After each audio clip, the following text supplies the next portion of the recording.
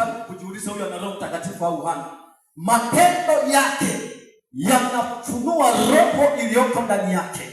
Matendo ya mtu yanamfunua Roho Mtakatifu au Roho Mtakatifu hahitaji kupata ufunuo mwingine. Pima mtu anachofanya, kama kinatoka kwa Roho Mtakatifu basi atakuwa na roho ya Bwana. Lakini kama hatatoka Roho Mtakatifu, maana yake ni roho wa shetani. Bwana Yesu asifiwe. Yesu na asifiwe sana. Yesu na asifiwe sana. Asubuhi ya leo jitie nguvu katika Bwana, wala usiogope. Wala usiogope. Mahali hapa yuko roho wa Bwana.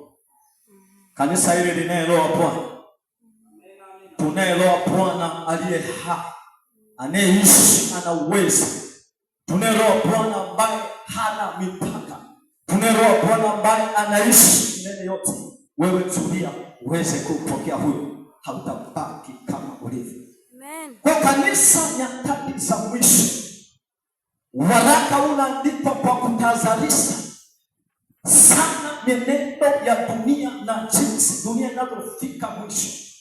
Wakati tunahubiri watu huko mtaani, watu wako wanatubeza, wengine